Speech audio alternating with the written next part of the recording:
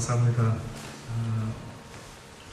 주님의 사랑이 우리에게 전달된 것처럼 또 우리의 사랑이 주님께도 전달될 수 있기를 간절히 원합니다. 오늘 이 시간에 이제 주님 친히 말씀하시고 던전이의 가슴 속에 하나님의 뜻을 확연히 깨달을 수 있는 귀한 은혜의 시간이 되게 하여 주옵소서. 예수님의 이름으로 기도합니다. 아멘. 성경에 보면은 하나님이 보시는 이 세상이 있는 것 같습니다. 근데 특별히 하나님이 이 땅을 살아가는 아담의 후손들에 대해서 정의를 하신 게 보니까요, 의인은 없나니 하나도 없다라고 그렇게 이야기를 하죠. 의인이 없다라고 할 때 그럼 어떤 의미가 있을까? 왜 하나님은 그래도 한두 사람은 있을 법도 한데 조금 뭔가 아예 단정을 지으시는 것 같아요. 의인은 없다. 그래서 그 의미가 무엇일까라고 생각해 보니까요, 아마 우리의 육이 있는 인간의 삶의 모습이요, 전혀 영적이지 못하고 육적인 존재로 살고 있기 때문에 영적인 하나님이 그렇게 우리에게 안타깝게 말씀하신 것 같아요. 몇 년 됐습니다. 2013년도 미국 텍사스 출신의 이션 카우치, 아마 이게 신문에 두들겨 보면은요, 인터넷에 보면은 그 뉴스가 그 사건이 나오는 게 있습니다. 이션 카우치라는 16살 소년이 당시에 술을 마시고 운전면허증도 없으면서 트럭을 몰았습니다. 그러다가 4사람을 차로 치어서 죽였습니다. 4사람을. 재판장에 선 이 카우치라는 소년이요, 이제 자기 변호를 하는데 뭐라고 자기 변호를 하느냐면 전혀 예상 못한 이야기를 합니다. 뭐라고 말했느냐면 자기 자신이 너무 귀하게 자라다 보니까 감정 조절이 잘 안 되었습니다. 그 한마디로 말하면 부자병에 걸렸기 때문에 이런 사고가 일어났으니 좀 참작을 해 주십시오. 아마 그 아버지는 금속 공장을 운영하는 사업가인데 아마 돈이 많이 있었던 모양이죠. 그래서 이 아이가 이렇게 이야기를 한 것입니다. 근데 이게 먹혔어요. 이 이야기가 먹혀가지고요, 4사람이나 죽인 이 소년이 10년간의 보호감찰 처분을 받게 되면서 그냥 그 법적으로 정했던 그 어떤 교화 프로그램에 따라서요, 그 정도로 처벌이 내려졌던 겁니다. 근데 이 부자병을 보니까 어플렌자라고 하는, 영어로는 풍요로움을 뜻하는 어플런스라고 하는 단어하고요, 유행성 그 독감인 단어 있죠, 인플루엔자, 이걸 합쳐가지고 만들어진 단어인데 이게 바로 부자병입니다. 저는 이 신문 기사를 봤을 때 이게 말이 되나? 어떻게 우리가 볼 때는 아주 못된 10대, 아주 버릇없는 10대, 자기 멋대로 자란 10대, 그래서 면허증도 없으면서 술을 먹고 어린 녀석이 혼을 내야 되는 이런 상황인데 어떻게 자기가 부자병에 걸렸으니 좀 이해를 해달라 한 겁니다. 근데 그것이 그 재판정에서 어필이 된 거예요. 결국은 이 이야기는요, 인간이라는 존재가 뜻밖에도 풍성한 가운데 올바른 생각을 할 수 있을 줄 알았는데 지나친 풍성함이 이것이 자칫 정신질환과 같이 잘못된 생각을 만들어냅니다. 저는 지금도 잊혀지지 않는 그 어떤 유명한 가수, 보디가드 영화의 그 가사를, 휘트니 휴스턴인가요? 그 사람이 무명 시절에 유명한 사람이 되어서 정말 유명한 가수, 그저 명예와 돈을 다 벌 수 있는 이런 어떤 최고의 가수가 한번 되어보겠다라고 해서 그가 그 최고의 자리에 갔답니다. 근데 가보니까 막상 분명히 명성도 없고 돈도 많이 지고 있는데 자기의 영적인 정신적인 세계에서는 뭔가 공허하기 이루 말할 수가 없는 겁니다. 그래서 그 사람이 어떻게 변합니까? 그 남편하고 같이, 그 남편이 아마 마약을 하는 남편이었던 모양인데 뭐 어쨌든 처음에는 반대를 했다가 나중에는 그냥 마약을 하면서 언젠가 뉴스에 한번 사진이 공개됐는데 완전히 할머니 같은 사진이 공개됐더라고요.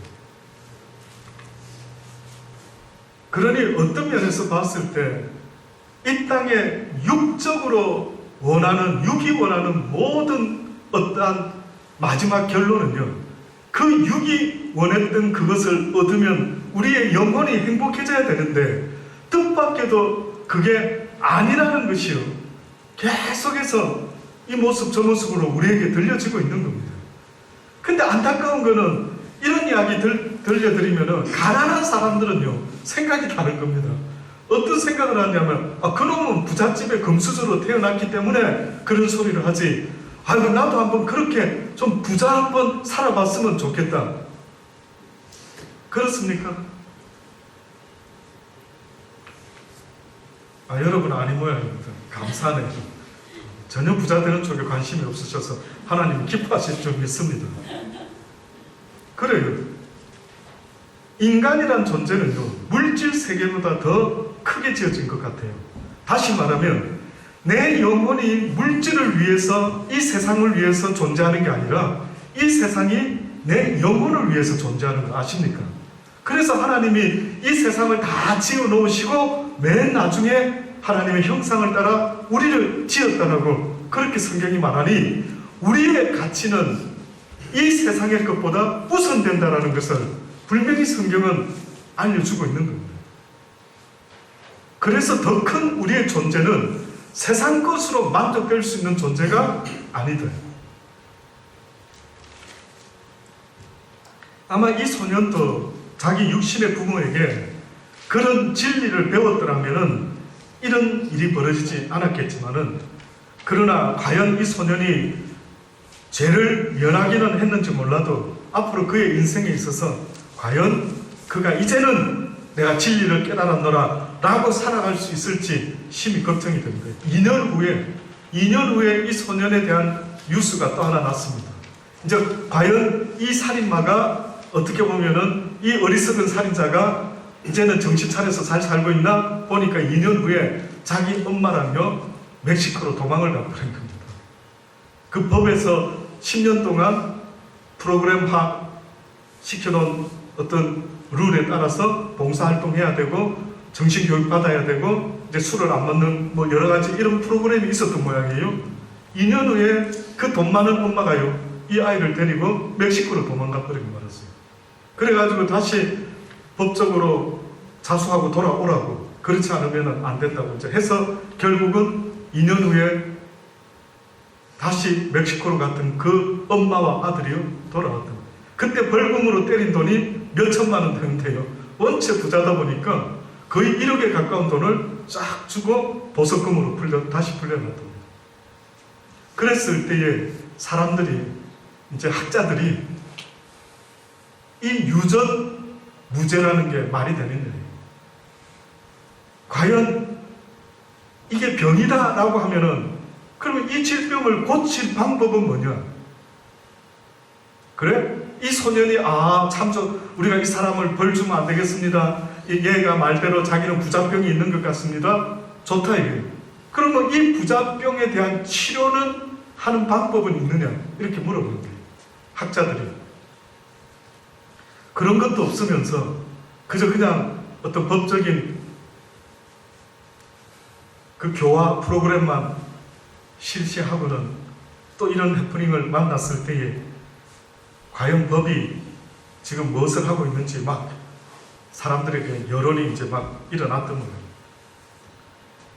결국은 이 땅에서 저와 여러분이 살아가는 삶의 기준, 매뉴얼이라면 그는 바로 이 성경의 진리의 말씀입니다. 주중에 어제죠. 우리 철승 형제가 카톡으로 목사님 혹시 전기 문제가 혹시 있으면 언제든지 연락 주십시오. 도움이 되드리겠습니다. 너무 고맙더라고요. 물어봐 줘서. 그래서 제가 답장 보내기를 몇 가지 잘 고쳐줘가지고 문제가 지금은 없다고. 여러분, 만약에 제가 살아가면서 전기 부분에 무슨 문제가 있으면 저는 대번에 누굴 찾아가서 물어볼 수 있느냐 하면 지금 현재로는 우리 철성형한테 찾아갑니다.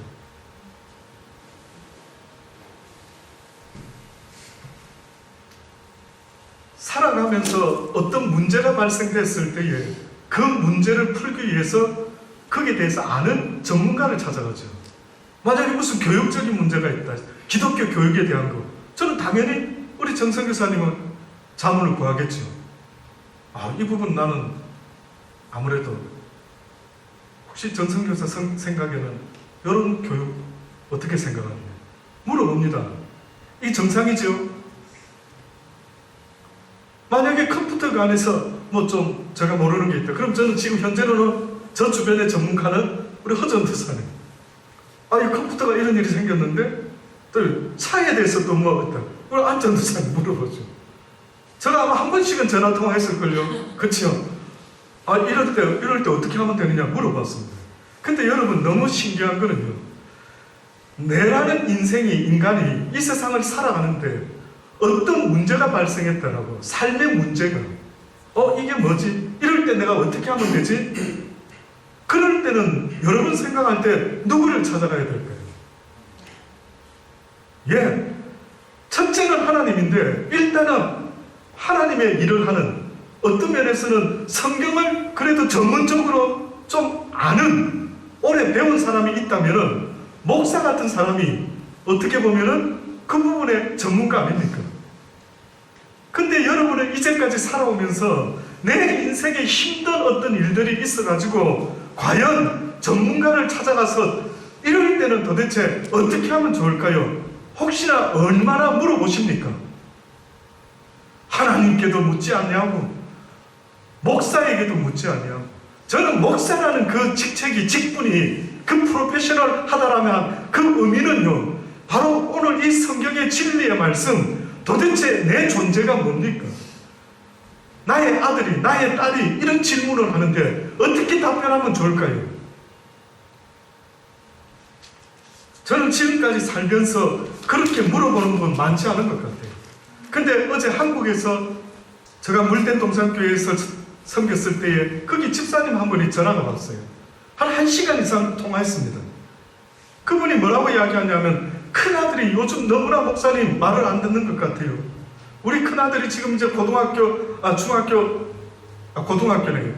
이제 1학년 금년에 들어가서 근데 이상하게 중학교 때보다 이 아이가 점점 더 아빠 엄마한테 반항적인 것 같아서 너무 속상해서 이제는 내 자식이지만 목사님 너무 미워요.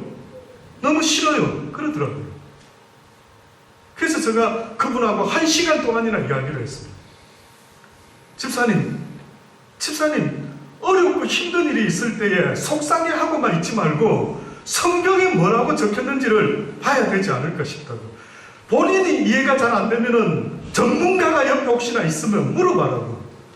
다른 거는 전문가를 잘 찾으면서 왜 지금 이 문제에 대해서 내가 도대체 이걸 하나님은 뭘 원할까? 이 미운 아들에 대해서 하나님은 내가 어떻게 하기를 원하실지를 성경을 통해서 깨달아야 되는데 주변에 성경을 알지도 못하는 사람을 붙잡고 아무리 상담을 하고 이야기를 해봤자 어떤 결과를 얻을 것 같습니까? 그래서 제가 부족하지만 저에게 이렇게 전화 줘서 고맙다 그랬어요. 1시간 동안 대화를 나누는데 신기하게도요, 그 한 사람한테 제가 그 마음으로 하나님 이야기를 하는데 저도 모르게 느낀 느낌은요, 하나님의 기름 부음이 있으신 거예요. 막 기름 부음이 있어서 설교할 때보다 이 한 사람 붙잡고 전화를 하는데 하나님이 이분을 향해서 어떤 간절함이 있으신지는 몰라도 저도 모르게 입에서 설교하듯이 1시간 넘도록 계속 성경에 있는 이야기를 하고 있는 거예요. 한마디로 그렇게 이야기했습니다.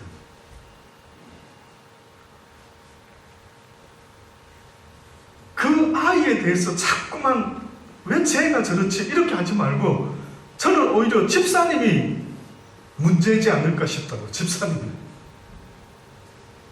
집사님이 뭔가 하나님이 이 아이를 통해서 이런 고난을 힘듦을 준다라고 한다면은 분명히 집사님을 향한 하나님의 뜻이 뭔지를 봐야 되는데 일어난 현상만 붙잡고 힘들어하고 있으니, 다시 말하면 이파리가 누렇게 시들어가면은 뿌리에 문제가 생겼는가? 이렇게 봐야 되는 거 아니겠느냐? 저는 암만 생각해도 그 아이라는 존재가 큰 문제라기보다 엄마 아빠가 더 문제가 있을 수 있다라고 나는 본다고.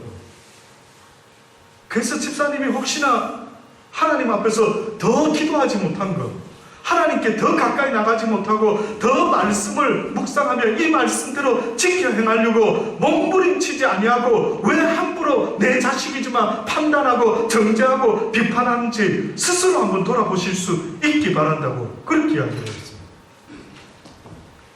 내가 주인공이 되어야 된대.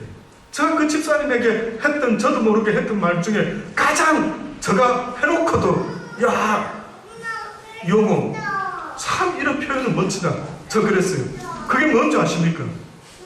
왜 집사님이 주인공이 되어야 되는데, 집사님이 삶의 주인공이 돼야지 왜 어느 순간에 집사님의 삶이 아들에게 연결되어 있고 집사님의 삶이 남편에게, 아내에게 연결이 돼가지고 아내가 나를 힘들게 하고 남편이 나를 힘들게 하고 자식이 나를 힘들게 하면 내 인생이 주인공이 아니라 엑스트라와 같은, 조연과 같은 그런 상태로 흔들리고 앉아있는 거예요.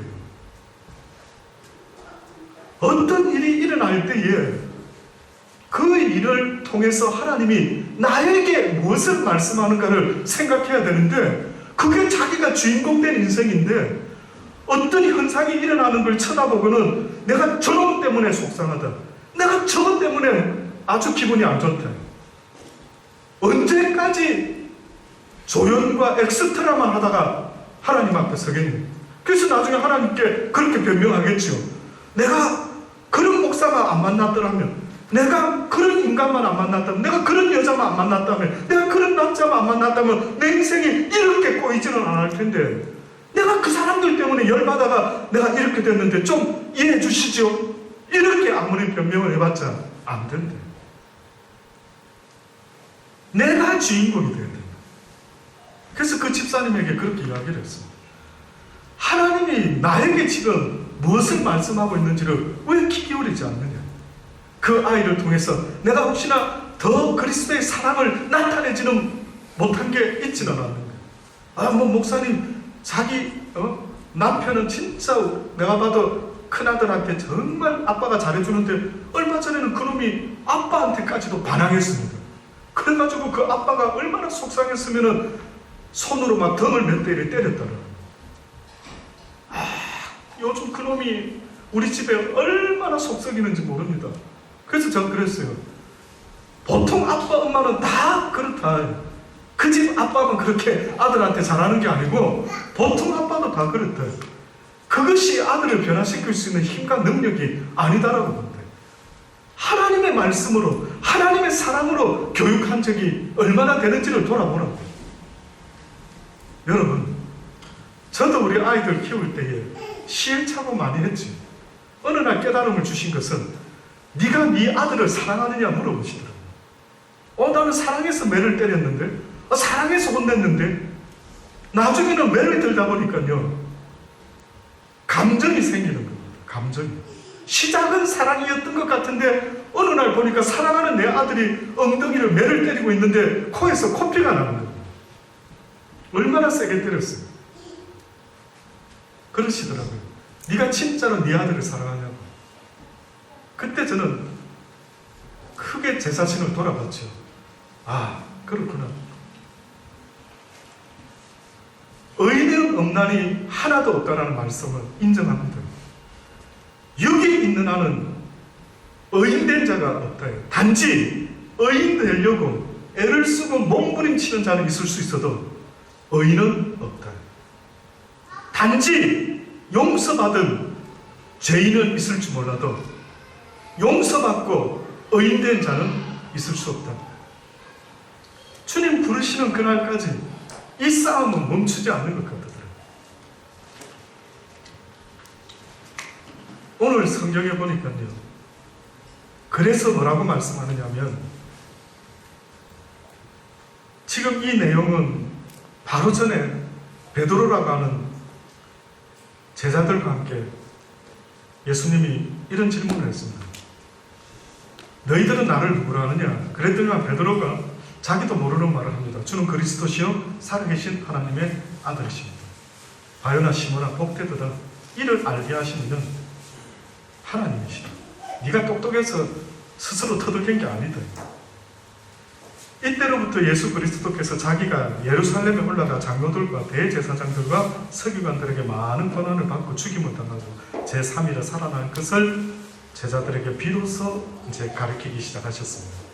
그랬더니만 베드로가 조금 전에는 아주 놀라운 자기도 알지 못하는 고백을 했지만 갑자기 이런 말을 합니다. 예수님을 붙잡고 아주 간곡하게 간하여 가로되 주여 그리 마옵소서. 왜 당신이 자꾸 죽는다는 소리를 하십니까? 왜 죽임을 당해야 된다고 하십니까? 그리 마소서 이 일이 이 죽음이 결코 주에게 미치지 아니할 것입니다. 근데 갑자기 예수님께서 베드로에게 이렇게 말합니다. 사단아 내 뒤로 물러가라. 너는 나를 넘어지게 하는 자로다. 내가 하나님의 일을 생각지 아니하고 도리어 사람의 일을 생각하는도다.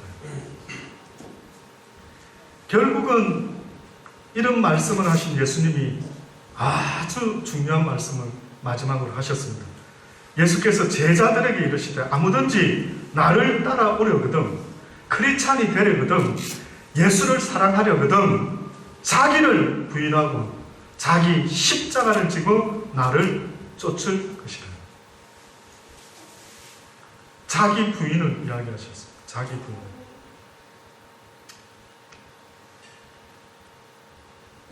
자기 부인이 과연 어떤 걸까요? 본헤퍼라는 신학자가요, 나를 따르라 하는 책에서 십자가의 고난 없이 영광만을 추구하는 것은 예수님의 소중한 은혜를 값싼 은혜로 만드는 것이다 라는 말을 했다더라고요. 굉장히 일리가 있습니다. 다시 말하면 하나님의 그 은혜라는 것은 십자가에서 이루신 보혈의 피로 인한 은혜를 말합니다. 성경에서 은혜라고 말하는 것은 예수 그리스도가 우리의 죄를 대신하여 십자가에 달려 죽어 주심으로 보혈의 피로 인하여 우리의 죄를 씻어 주신 그것을 우리는 은혜라고 이야기를 하는데 그 은혜에는 고난이 따랐던 겁니다. 예수님이 우리에게 은혜를 베풀기 위해서 자기 부인이 있으셨어요. 예수님이 겟세마네 동산에서 기도를 하실 때 뭐라고 기도를 하셨느냐면은 이 승잔이 내게서 지나갈 수만 있다면 지나갔으면 좋겠다. 그러나 나는 그걸 원하지만 혹시나 하나님이 원치 않는다면 내 뜻대로 되지 말게 하옵시고 아버지의 원대로 되기를 원하나이다 라고 했기 때문에 성경에는 한 사람의 불순종으로 아담의 불순종으로 죄가 인류에 들어왔고 예수 그리스도 한 분의 순종으로 인하여 구원이 이 땅에 이루어졌다. 놀랍죠? 순종했던 자와 불순종했던 자, 다시 말하면 자기 부인을 했던 자와 자기 부인을 하지 못하는 자, 이것은요 꼭 음극과 양극의 차이 같아요. 저는 그 중간지대가 있는 줄 알았습니다, 한때는. 근데 다시 말하면 하나님의 뜻을 쫓으려고 하면 나를 버려야 된다. 나를 버려야 된다. 좀 어려운 이야기입니까? 다시 말하면요, 하나님의 사랑을 이루려고 하면 희생이 따르게 되어 있다. 오늘을 우리는 일주일에 한 번 보니까 또 수요일에 한 번 정도 보니까 귀엽죠? 그래서 애들이, 우리 교회 아이들이 온유 쳐다보면은 막 팬들이 많습니다. 그전에는 우리 별이랑 또 찐이가 참 인기 절정이었는데 더 어린 우리 온유가 나타나는 바람에 사람들이 그저 내리사랑이라고 좋아하죠. 근데 저는 온유 엄마의 이야기를 한 번씩 들으면 심히 괴로운 이야기를 듣습니다. 이렇게 이쁜 아이를 유지시키기 위해서 누군가의 희생이 있다는 거예요. 누군가의 자기 부인이 있다. 이해 안 되십니까? 온유라는 아이 하나를 키우는 것만 해도 또 별이를, 찐이를 키우는 그 일에 있어서 엄마 아빠의 자기 부인이 있다. 나를 먼저 챙기면은 이 아이들 키울 길이 쉽지 않다. 그래서 주님이 지금 이게 무슨 의미인가 그 당시 때 들었을 때 제자들이 이해했는지 모르지만 누구든지 나를 따라오려거든 어떻게 하라고요? 자기를 부인해야 됩니다. 하나님의 그 영원한 생명의 나라에 들어가려면 이 땅에서는 무조건 의는 없다. 무조건 육적인 것에 반대를 해야 된다.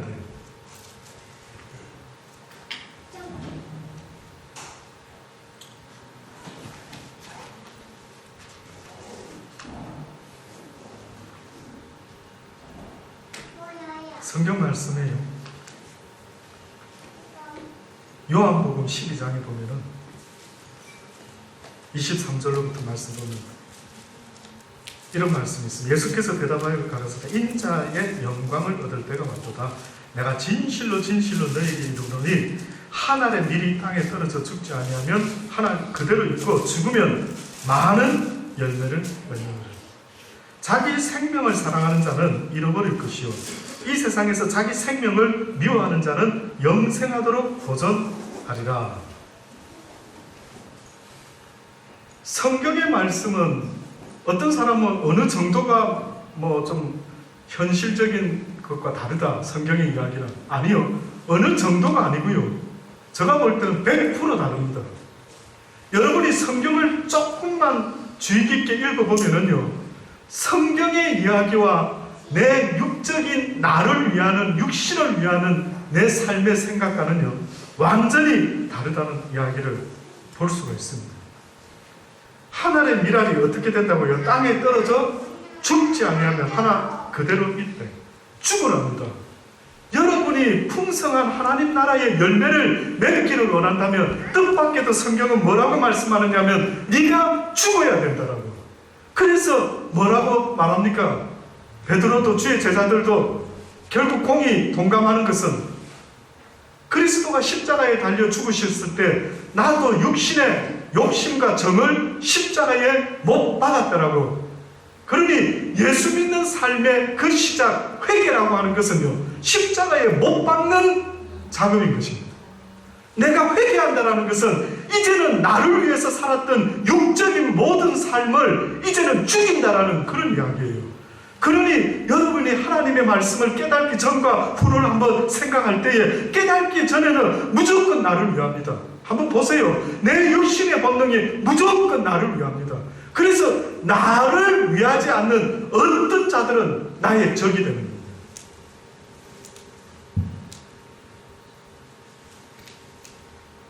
겁니다. 어느 추운 겨울날요, 어느 선교사 후보생이 선교사 파송을 받기 위해서 검정위원회 신청을 했습니다. 근데 이제 검정위원회 책임자가 추운 겨울이었는데 새벽 3시에 우리 집으로 오라고 이렇게 이야기한 거예요. 그래서 이 선교사 후보생이 새벽 3시에 갔습니다. 근데 세상에 목사님이 문을 열지를 않는 겁니다. 결국은 8시쯤 되니까 그 목사님 나왔어요. 아유, 좀 늦었죠 내가. 그러면서 이제 들어오라 해가지고 미리 질문을 하겠다고 하면서 글을 읽고 쓸 줄 아시지요? 이런 물어봤습니다. 선교사 후보생인데 쉽게 말하면 제가 허전도사한테 우리 교회 전도사님을 오시려면 몇 가지 질문이 있습니다. 면접 시험을 봐야 되는데 그러면서 제가 이제 지금 물어보는 거예요. 이런 상황입니다. 혹시 글을 읽고 쓸 줄 아시죠? 한 거예요. 이렇게 물어본 겁니다. 그랬더니만 그분이 예 목사님 쓸 줄 압니다. 읽을 줄 압니다. 그랬더니만 또 이 위원회 목사님이요. 그래요. 그럼 베이컨하는 걸 영어를 한번 써보세요. 이랬더니만 그냥 베이컨하고 또 쓴 거예요. 그 다음 질문 2 곱하기 2가 뭐죠? 이런 물어봅니다. 삽니다. 이렇게 또 답변했습니다. 면접을 끝낸 이 검정위원회 목사님이요 미소를 띄우면서 훌륭합니다. 아마 당신은 합격할 것 같아요. 내일 위원회로 나오십시오. 이렇게 이야기했습니다. 이튿날 그 검정위원회 분들이 담당자들이 나와 있는데 어제 면접했던 그 목사님이요, 이제 서서 이야기합니다. 저는 이 사람을 강력하게 추천합니다. 이 사람은 자기를 부인할 줄 아는 사람입니다. 추위에도 푸대접에도 어떤 멸시에도 참아내는 겸손한 일꾼입니다. 이렇게 면접을 본 겁니다. 저도 앞으로 이런 기회가 있으면 이러고 싶어요. 예, 진짜 우리 교회가 커져서 어디 전도사님 한번 모신다 또 이럴 때 진짜 딱 저희 집까지 좀 새벽에 오셔야 되겠네. 한 4시쯤 오십시오. 뭐 이렇게 해가지고 한 8시쯤 딱 나오니까 사라졌더라. 뭐 이리 되면 그냥 그걸 끝내는 거죠. 야, 자기 부인이라는 게 저는요, 이렇게도 보여질 수 있겠구나. 어떻게 보면 그 후보생이 한 목사님과의 관계지만 어떻게 보면 우리의 삶의 모습이 하나님께 어떻게 비춰주고 있을까라고 볼 때 그때 주님이 지금 말씀한 것 아닙니까? 누구든지 나를 따라오려거든 자기 부인이 있어져야 된다. 그래서 저는 날마다 제 십자가를 진다라고 할 때 이 세상에서 가장 힘든 십자가, 그것은 바로 겟세마네 동산에서 주님이 자기를 부인하는 그 십자가가 얼마나 힘들었으면 땀방울이 핏방울이 되도록 기도하셨던 것처럼요, 오늘 이 시대에도 공이 우리가 지는 십자가 중에 뭐가 그렇게 어렵습니까? 뭐 선교사 할만하죠, 목사 할만하죠. 뭐가 그렇게 힘든데요? 자기 부인이 어렵더라고요. 무조건 본능적으로 사단은 우리에게 심어준 것은 네 육신을 위하여 너를 먼저 생각해라 라고 하는 것인데, 하나님은 뜻밖의 사랑은 너를 먼저 생각해서는 이루어질 수가 없다. 너를 부인하라. 너를 부인하고 이제는 하나님을 사랑할 때 마음과 목숨과 힘과 뜻을 다하여 주 너의 하나님을 사랑하고 내 이웃을 내 몸과 같이 사랑하는 그것이다 라고 그렇게 말하지 않습니까? 어느 날 예수님이 설교하고 있는데 그의 모친과 형제들이 찾아왔는데 누가 예수님께 살짝 와서 귓속말로 말합니다. 예수님, 바깥에 모친과 형제들이 와 있습니다. 그때 예수님이 뭐라고 말씀합니까? 누가 내 모친이요 누가 내 형제냐? 여기 있는 너희들이라. 하나님의 뜻대로 행하는 너희들이 곧 나의 형제요 나의 모친이다. 왜 아직도 감을 못 잡으십니까? 피를 나는 육신의 부모 형제가 내 부모 형제고 내 가족인 줄로 생각했지만 예수님은 분명히 말씀했습니다. 그들이 네 친가족이 아니라 너희가 정말로 나 예수 그리스도를 아버지라 주라고 부른다면 이제는 새로운 가족이 형성이 되는데, 누구든지 그리스도 안에서 하나님의 뜻대로 행하는 자들이 곧 나의 모친이요 나의 형님이요 나의 아버지요. 그래서 그리스도 안에 한 형제 자매든 그들을 먼저 사랑해라고 말합니다. 저는 여러분이요, 얼마나 많은 가족들, 형제들이 있는지는 저는 잘 모릅니다만 이곳에 있는 저와 여러분이 여러분의 리얼 영적인 아브라함의 아들, 딸, 형제, 자매가 되기를 간절히 주의 이름으로 축원합니다. 그걸 이루지 못하면요, 여러분의 부모 형제가 여러분의 가시가 된다는 사실을 잊지 마세요. 저도 누님 2분에 형님 1분까지 있었지만 살면서 저는 그들을 그렇게 사랑하지 않았습니다. 저한테 잘해주면 사랑했죠. 그러나 그렇지 않을 때는 저는 사랑하지 못했습니다. 오히려 형님이 왜 내 인생에 필요한지 도무지 이해를 못했지만 그 형님이 떠나가고 났을 때 가슴 깊이 하나님 앞에 용서를 구했죠. 저는 그리스도의 사랑을 아는 자가 아닙니다. 저는 저한테 잘해주면 사랑하고 내 자존심을 건드리면 그가 누가 되든 용서하지 않아요. 이게 자기 스스로 착각을 하고 앉아있는 겁니다. 이 땅에서는 그딴 식으로 살아도 될는지 몰라도 이 땅을 떠날 때 하나님 말씀하죠. 네가 뿌린 대로 결과를 얻게 될 것이라고. 주중에도 지옥에 대한 감정을 1-2개 받들었어요. 지옥에 대한. 어떤 분이 간절하게 한 23분 외국분인데 한국분이 은혜를 받아가 그걸 나레이터를 쭉 해놨더라고요. 제발 지옥에 가서는 안 된대. 지옥에 보니 자비도 없고 긍휼도 없고 지옥에는 물이 없음을 발견해요. 아마 거지 나사로와 그 부자가 죽었을 때에 왜 하필이면 부자가 목마르다고 그 나사로에게 물 한 방울 좀 찍어달라고. 저는 그걸 잊지 않고 있죠. 근데 그분의 간증 속에 보니까요, 여러분, 지옥에는 오시면 안 된다. 그는 자비도 없고 긍휼도 없고 얼마나 드라이돼 있고 얼마나 잿빛이고 했을 것인데 거기서는 영원히 가장 기본적인 고통은 목마름의 고통입니다. 안타깝게 부르짖더라고요. 여러분, 저는 어리석은 사람과 어리석지 않다라고 말할 때 제가 만약에 자식을 키우면서 어떤 물가의 위험한 어떤 장소를 알았다 합시다. 그러면 저는 100% 우리 아이들에게 글로 가까이 가지 마라. 사랑아, 거기서 놀면 위험해. 그러죠? 그래서 우리는 애들 키울 때 모서리 있는 위험한 탁자도 다 치우고 하지 않습니까? 하나님이 지금도 성령을 통하여 그의 종들에게 어떠한 경험을 시켜주면서요, 이렇게 살면 지옥 간다고, 큰일 난다고, 그러면 안 된다고 계속 알려주는 겁니다. 여러분, 어차피 이래도 한평생 저래도 한평생이면 저는 생각할 때 하나님의 말씀에 생명을 한번 걸 가치도 있다. 그거에 목숨 안 걸면 뭐에 목숨 거는데, 무슨 삶이 그렇게 가치 있는데요, 이 땅에 무엇이 그렇게 가치 있어서 목숨까지 걸 정도의 것이 있다라고 말할 수 있는 삶의 모습이 있을 때, 그래서 성경이 지금도 말하는 겁니다. 하나님의 일이 땅에 떨어져 죽지 아니하면 하나님 그대로 있지만 죽을 수만 있다면은 나뿐만이 아니라 많은 사람을 부욕케 할 수 있고 하나님께로 인도할 수가 있다는 거예요. 성경의 말씀은 이 땅과는 반대를 계속 말해요. 여러분 잊지 마세요.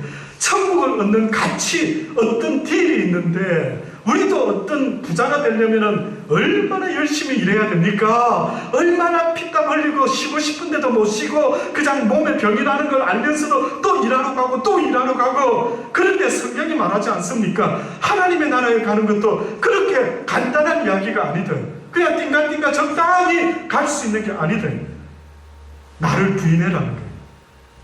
마태복음 5장 38절로 보면 또 눈은 눈으로 이는 이로 갚으라 했다는 것을 너희가 들었으나 나는 너희에게 이르노니 악한 자를 대적하지 말라. 내 오른밤을 그가 치면은 네 왼밤도 돌려대라. 너를 송사하여 속옷을 가지고 자는 자에게 겉옷도 가지게 해라. 누구든지 너로 억지로 오리를 가게 하거든 그 사람과 심리를 동행해라. 내게 구하는 자에게 주며 내게 꾸고자 하는 자에게 거절하지 마라. 너를 부인해라. 하나님의 뜻을 이루는 것은 너를 부인하는 것이다. 뿐만 아니라 누가복음 6장에도 그와 비슷한 말씀을 했지만 길게 말씀한 게 있습니다. 너희 듣는 자에게 내가 이르노니 너희 원수를 사랑하고 너희를 미워하는 자를 선대하고 너희를 저주하는 자를 축복하며 너희를 모욕하는 자를 위해 기도해라. 내 입밤을 치는 자에게 전밤도 돌려대라. 내 겉옷을 빼앗는 자에게 속옷도 금하지 말고 무릇 내게 구하는 자에게 주며 내 것을 가져가는 자에게 다시는 달라 하지 마라. 남에게 대접받고자 하는 대로 너희도 남을 대접하라. 너희가 만일 너희를 사랑하는 자를 사랑하면 칭찬받을 것이 무엇이 있겠느냐. 죄인들도 하나님을 모르는 자들도 자기가 사랑하는 자를 사랑하느니라. 너희가 만일 선대하는 자를 선대하면 칭찬받을 것이 무엇이냐. 죄인들도 그렇게 하느니라. 너희가 받기를 바라고 사람에게 빌리면 참 칭찬받을 것이 무엇이냐. 죄인도 어수히 받고자 하여 죄인에게 빌리느냐. 오직 너희는 원수를 사랑하고 선대하고 아무것도 바라지 말고 빌어주라. 그리하면 너희 상이 클 것이라. 지극히 높으신 이의 아들이 된다. 왜냐하면 그분은 은혜를 모르는 자와 악한 자에게 인자로 오시고 너희 아버지의 자비하신 같이 너희도 그렇게 자비하라. 비판치 말라. 그러면 너희가 비판받을 것이요 정죄하지 말라. 그러면 너희가 정죄받을 것이라. 용서하라. 그래야면 너희가 용서받을 것이요 주라. 그러면 너희가 줄 것이요 곧 후이되어 누르고 흔들어 넘치도록 하여 너희에게 안겨주리라. 너희의 헤아리는 그 헤아림으로 너희도 도로 헤아림을 받게 될 것이다. 전부 반대입니다. 인정하십니까? 인정하실 수 있게 되기를 바랍니다. 그러니 나를 위하려고 하면 이렇게 살 수가 없는 겁니다. 아닌가요? 내가 사랑하는 아이들 키울 때는 그렇게 하면서 내가 사랑하지 못하는 자들에 대해서는 아주 원수 보듯이 함부로 대하는 거예요. 우리 하나님이 그런 분이 아니랍니다. 에라스무스라고 하는 유명한 분이 있었습니다. 그 시대에, 이 타락한 그 시대를 그분도 보면서요, 의인이 없나니 하나도 없는 그 시대를 보면서 했던 말 한마디, 터키 인을 기독교로 개종시키려 한다면 우리가 먼저 그리스도인이 되어야 됩니다. 그리스도인은 많은 사람을 변화시킬 수 있지만 그리스도인이 아닌 교회 다니는 자들은 그 누구도 변화시킬 수가 없다. 내 아내조차, 내 남편조차, 내 아이들조차 전혀 영향력을 끼치지 못한다. 오스왈드 챔버라는 사람은 이런 말을 했더라고요. 하나님이 나를 변화시킨 것이 너무나 놀라워서 나는 그 어떤 사람도 단념할 수가 없다. 아무쪼록 여러분 자신을 이 말씀에 비추어 늘 돌아보실 수 있는 은혜가 있기를 바랍니다. 그래서요, 하나님 앞에 섰을 때 내가 너를 잘 아노라, 네가 내 말을 붙잡고 그렇게 살아보려고 얼마나 몸부림치고 애를 쓴 것을 내가 보았노라.